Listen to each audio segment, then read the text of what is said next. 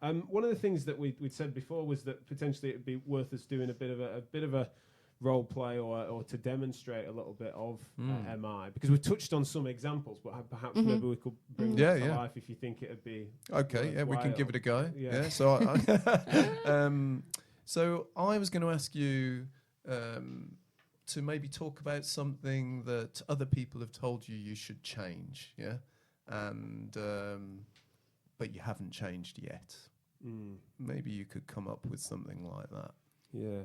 And maybe what we could do is maybe have a style of interaction which maybe isn't very MI, and then have a style of interaction which is a bit more MI. Yeah, let's give it a whirl. Yeah, okay, yeah, go on. Have you got an idea there in your head there that you feel like talking about to 20,000 people? Yeah, I don't know. Yeah. I've been thinking recently about how it is. I found it difficult because I now, especially our new headquarters has a gym attached to it, and I work in here every day. Yet I've just not been using it. Okay. Right. And that definitely has concerned me, because all the social determinants of health, I'm out of excuses. I work in a gym and I'm not doing it.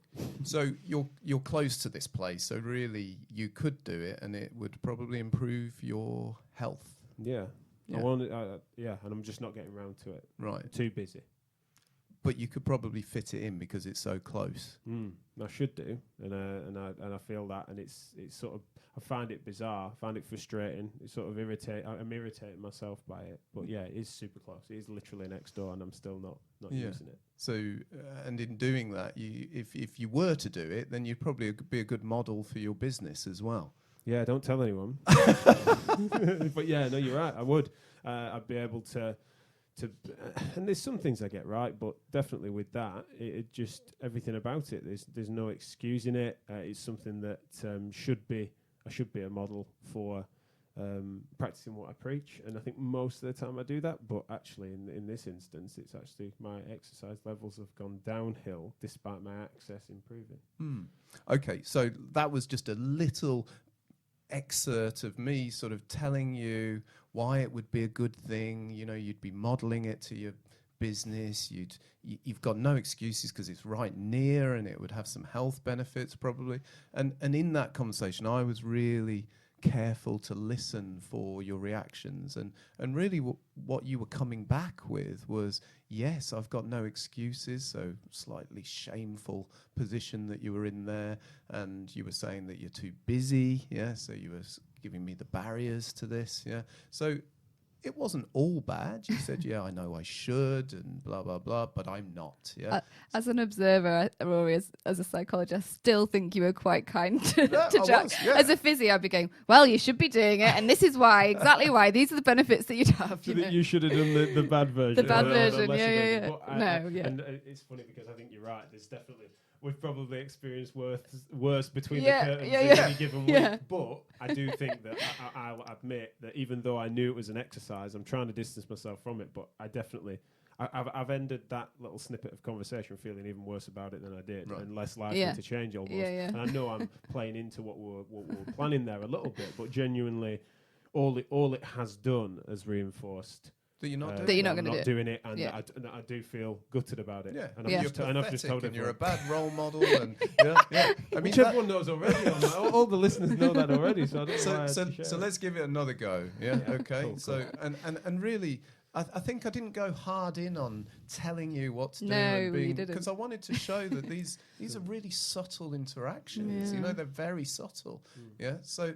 And I guess you mentioned OARS, didn't you, earlier? Yeah. You know, this acronym that people pick up from motivational interviewing. And that represents 4 core skills, these mouse-level core skills. Open questions, affirmations, these noticing qualities in people, reflective statements and summaries, you know, which are things that you hand back to the patient that you've heard them say, normally things that are about motivating change. So I'm just going to use one of those skills. We're not going to do motivational interviewing, but I'm just going to ask you the question, so you know, what would be the 3 benefits for you to actually use the gym here? I think I'd feel fitter, and be able to be the change that, but be able to be a demonstrated example of the change that my business wants. But also just, I know when I have exercised more regularly before, especially the variety that I'd be able to bring in the gym, I feel my mental health improves. I feel more at one, at peace. My sleep's better. There's various different things that just mean that I'm a better person for it. So I don't know if that's three. Yeah, well, so for you, you should be modelling what your whole business is about. Yeah, it's about health and fitness, but actually personally, it would improve your mental health. It would improve your fitness, and make you feel all round better, in yourself. Yeah, I think I personally just always sort of, even though I know I should, it's just one of those things that getting round to it, or convincing myself that it'll be better, it'll be easier next week, there'll be less on next week, or if I just schedule this, and it's just that I've been hiding from it a bit. And you think now's the time to maybe make the change? Yeah, definitely. I feel like I need to make sure that I hear myself internally realizing that these excuses aren't, that the pros outweigh the cons so significantly, and that the access, as I mentioned before, is so good that I do just need to make that change and plan better. I think that's the thing. I think that's my insecurity, the planning bit. That I'm not organised enough to sort of see that through. Right. Planning the work stuff, because that almost has to plan itself. You know all the reasons you should be doing this, because they're real reasons that will make a benefit in your life. Yeah, but actually, it's the planning that's required now to make it a reality. Yeah, I just need to be organised and cut against some of my disposition a little bit. Is that I like to see how it goes, and if there's enough planned in my diary, I look at those I look for the gaps and think, there's a bit of play there, and instead of then placing myself in and thinking that might be an opportunity to do some self-care and to exercise, instead I'm sort of shoehorning in other bits of work. Right, so we could obviously go on a bit longer, but I'm going to the gym there, But, do you know what? I was just about to say, as an observer, you look so much more animated in that conversation compared to the sort of slumped posture. I don't think I'm a good enough actor to be because it could seem now so contrived. Yeah, it could. So I'm so sorry for the listeners if they do feel like I've just played into that role, because there will be a bit of that, and I'll accept that. But as a general rule, I mean, I am. And also, I was trying to distance myself from knowing what you were doing and trying to comply. But I definitely, you do feel it. It was an easier conversation to have. It really was, even though it's not something that, especially in a situation like that where we were canning it almost of sorts. It definitely did just feel more fluid, and you definitely appeared to be listening carefully. And also, you were there wasn't an inherent interruption in there at all. I don't know if you weren't forcing the issue last time, but you were definitely. I could tell that I needed to cut short my sentence, which arguably I should do more of anyway. And I think go on. Just observing the reflection. It wasn't just a sort of simple reflection from you. It sort of, you were listening and then did a sort of summary of a deeper meaning behind what Jack was saying. Well, I took a bit of a risk there. Yeah. I think it's worth just quickly summarising the differences between those two. I mean, I couldn't.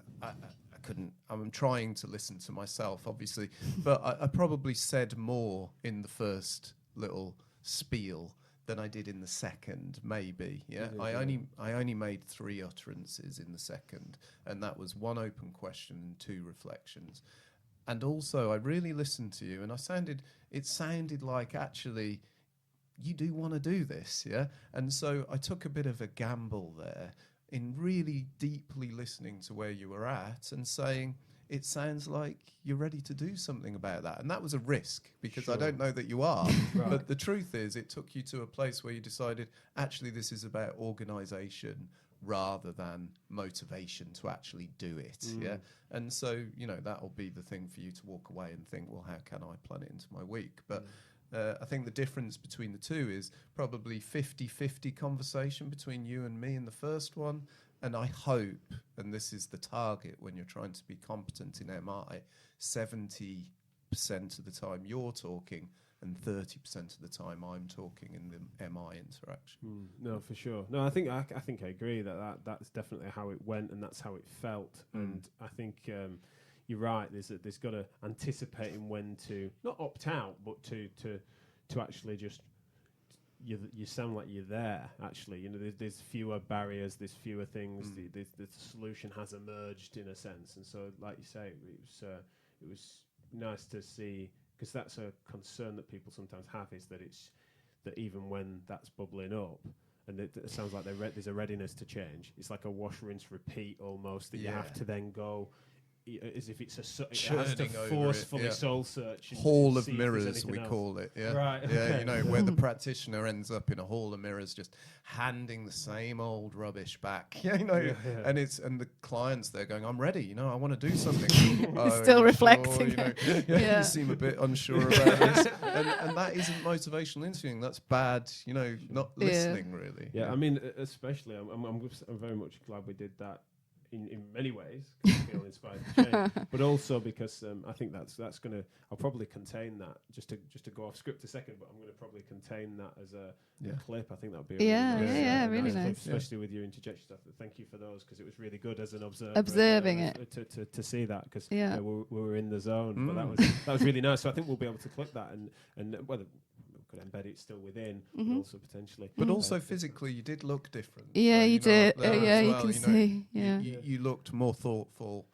Actually, genuinely trying. That's it. I suppose. Yeah, I do get animated with my hands, but I felt that way. And then it's really hard for me to know, and I really wasn't trying to put any performative thing on it.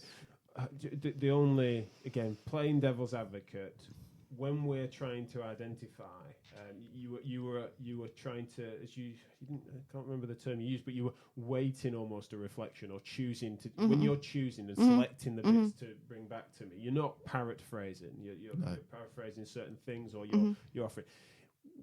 How do we make sure that we don't just then spin?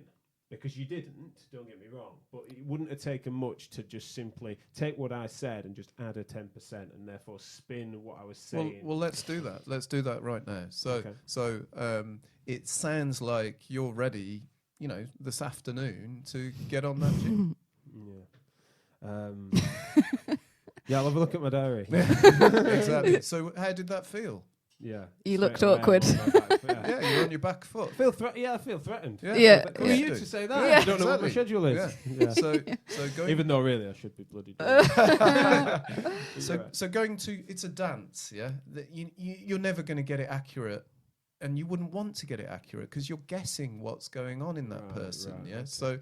So all the time you're dancing with the person, and you're sort of trying to understand them. You're genuinely trying to understand them, but also directing them to the possibility, because there is a possibility in you that you will go out into that gym. You want to do it. You want your mental health to improve. You want all those reasons. If you told me there were no reasons, no benefits, then I might have handed that back as well. So spin doesn't really come into it because that's trying to get people to change. And that's not what this is about. And this is about helping them to decide. And I'm just thinking sort of the listeners now of like, do I want to even try this now? Because it might, create something, and to go away that I don't want it to go. But sort of to reassure them that actually, if you reflect something and it's not a true reflection, if you've already built that rapport with someone, they'll let you know in a way that's not confrontational that actually that's not quite right how it is for me, hopefully. Absolutely. If you Which is why you require supervision as well, because listening back, even self-supervision of listening to your own audio tape back, and I'll listen to this and, probably think, I probably could have done that a bit different because, I didn't exactly remember what you'd said about your fitness and your health. And I have lost a bit of that in my head, and I was punishing myself for that. God, you didn't listen well enough. But I've got 4 microphones in front of me and I'm on telly, so I'm going to forgive myself for that. But that's why supervision is important, because then you notice, I'm not quite getting it with this client, or I'm doing too much head stuff and I need to actually just let go and listen to what they're saying. For sure. No, it's really, really valuable.